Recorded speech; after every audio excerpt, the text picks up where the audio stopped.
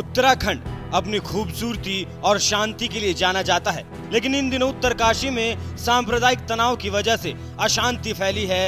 इन दिनों उत्तराखंड में लव जिहाद और लैंड जिहाद ये दोनों शब्द खूब सुनने को मिल रहे हैं। उत्तराखंड में बीते 5 महीने में लव जिहाद के करीब 50 मामले सामने आ चुके हैं। हालांकि उत्तराखंड की पुष्कर सरकार इस पर अपनी नजर बनाए हुए है। उत्तरकाशी के पुरोला में 26 मई को एक मुस्लिम युवक पर नाबालिग लड़की को भगाने का आरोप लगा। हालांकि युवक को स्थानीय लोगों ने पकड़ लिया और पुलिस के हवाले कर दिया। मामला लव जिहाद से जुड़ा बताया गया। इसके बाद जैसे ही यह खबर फैली, व्यापारियों में आक्रोश दौड़ गया। तब से पुरोला में स्थानीय व्यापारियों की दुकानों पर नोटिस चस्पाकर मुसलमानों को वहां से दुकानें खाली करने की धमकी दे दी गई।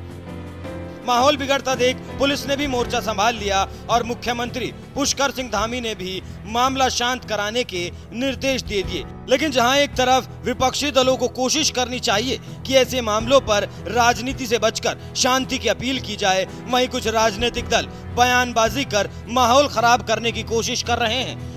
यूपी के संभल से सपा के सांसद शफीकुर रहमान बर्क का नाम अक्सर अपनी बयानबाजी के चलते विवादों से जुड़ा रहता है। ऐसे में उत्तरकाशी मामले में भी उन्होंने अपनी बयानबाजी की। उत्तरकाशी में मुसलमानों के पलायन के मुद्दे को लेकर बर्क ने उत्तराखंड बीजेपी सरकार को निशाने पर लिया। उन्होंने साफ तौर पर कहा कि ये देश किसी का बाप का नहीं है, यहाँ हर समुदाय के लोग रह सकते हैं। बर्क ने आगे कहा, मुसलमानों को उत्तरकाशी से निकाले जाने का ऐलान भारतीय संविधान के खिलाफ है। न कोई मुसलमानों को उत्तरकाशी से निकाल सकता है और न हम निकलने देंगे। ये सरकार की जिम्मेदारी है कि वो सबकी हिफाजत करे। ये देश किसी के बाप का नहीं है। यहाँ रहने वाले हर छोटे बड़े, अमीर गरीब और किसी भी धर्म का जो यहाँ पैदा हुआ है वो इसका मालिक है। उसका एक कानूनी और प्राकृतिक अधिकार है।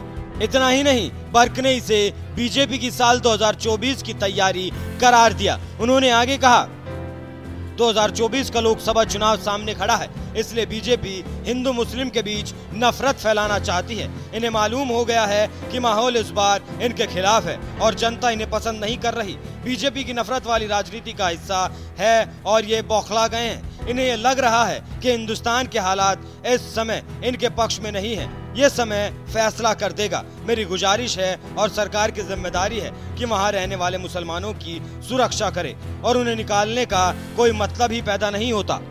हालांकि सीएम पुष्कर सिंह धामी पहले ही पुलिस को निर्देश दे चुके हैं कि शांति व्यवस्था पर ध्यान दिया जाए, कहीं भी कोई भी टकराव ना हो, इसका खास ख्याल रखा जाए। सीएम पुष्कर सिंह धामी ने कहा, लव जिहाद और लैंड जिहाद को लेकर प्रदेश सरकार पूरी तरह से सख्त है।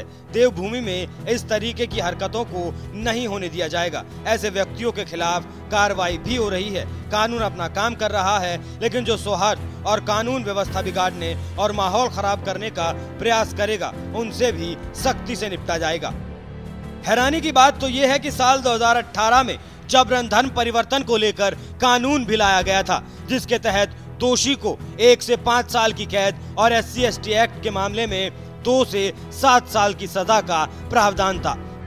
साल 2022 में धामी सरकार ने इस कानून को और भी ज्यादा सख्त कर दिया और जबरन धर्म परिवर्तन करवाने वालों को 10 साल की सजा का प्रावधान किया। बावजूद इसके उत्तराखंड में लगातार लव जिहाद जैसे मामले सामने आ रहे हैं। ऐसे में देखना होगा कि सरकार का अगला कदम क्या होता है। आप इस खबर पर क्या राय रखते हैं, हमें कमेंट कर जरूर बताएं।